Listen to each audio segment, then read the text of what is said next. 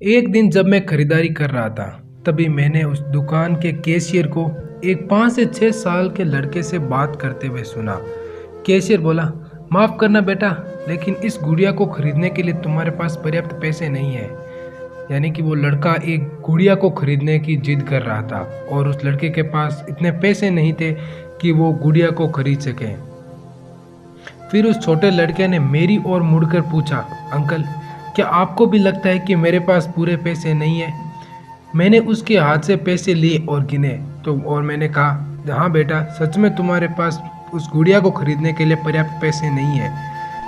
वह नन्हा सा लड़का अभी भी अपने हाथों में गुड़िया थामे हुए खड़ा था और मुझसे रहा नहीं गया और मैंने उससे पूछा कि बेटा, तुम ये गुड़िया किसके लिए लेना चाहते हो?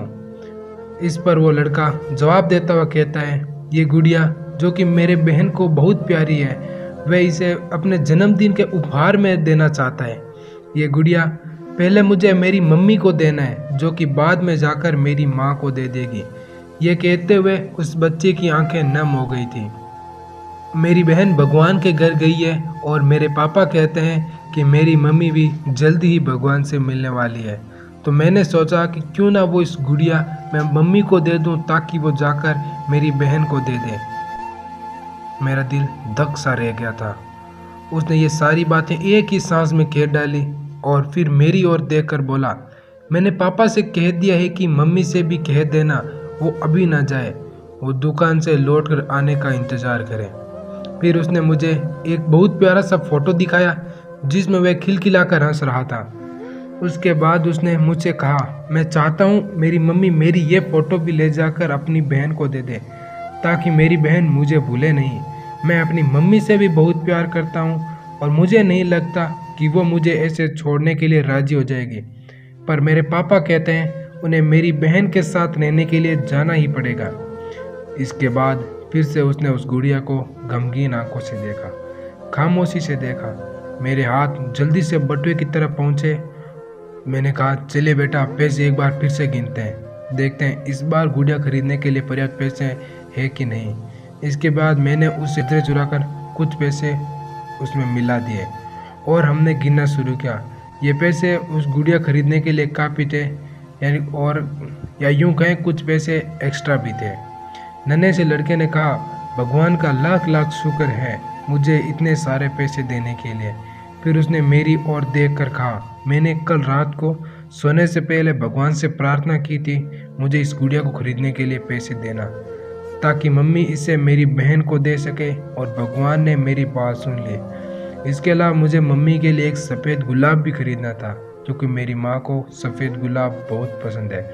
लेकिन इतने ज़्यादा पैसे मांगने की भगवान से मेरी हिम्मत नहीं हो रही थी, पर भगवान ने तो मुझे ये सारे पैसे दे ही दिए हैं। अब मैं गुड़िया के साथ साथ एक सफ़ेद गुलाब भी खरीद सकता हूँ। मेरी मम्मी को सफ़ेद गुलाब बहुत पसंद है, वह खुश हो जाएगी। फिर हम वहाँ से निकल गए। मैंने अपने दिमाग से उस छोटे से लड़के को निकाल भी नहीं पा रहा था। फिर मुझे 2 दिन पहले स्थानीय समाचार पत्र में छपी एक घटना याद आ गई जिसमें एक शराबी ट्रक ड्राइवर के बारे में लिखा था जिसने नशे की हालत में मोबाइल फ़ोन पर बात करते हुए एक कार चालक महिला को टक्कर मार दी थी, जिसमें उसकी 3 साल की बेटी की घटनास्थल पर ही मौत हो गई थी और वह महिला कोमा में चली गई थी।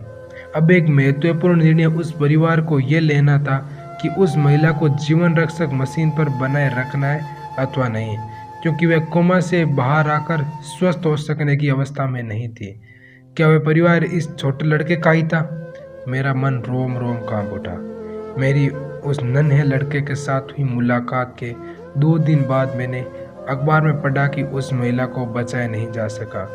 मैं अपने आप को रोक नहीं सका और अखबार में दिए गए पते पर जा पहुंचा, जहां पर उस महिला को अंतिम दर्शन के लिए रखा गया था। वह महिला सफ़ेद धवल कपड़ों में थी।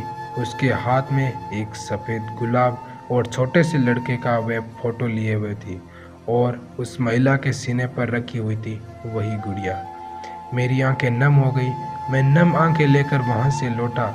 उस नन्हे से लड़के का अपनी माँ और उसकी बहन के लिए जो प्यार था वह शब्दों में बयान नहीं किया जा सकता। और ऐसे में एक शराबी चालक ने अपनी घोर लापरवाही से क्षण भर में उस लड़के से उसकी बहन और माँ दोनों को छीन लिया। इस कहानी से सिर्फ और सिर्फ एक पैगाम देना चाहूँगा दोस्तों, कभी भी शराब पीकर और मोबाइल पर बात करते हुए वाहन ना चलाएं। आपकी ये क्षण भर की गलती किसी के हंसते खेलते परिवार को उजाड़ सकती है।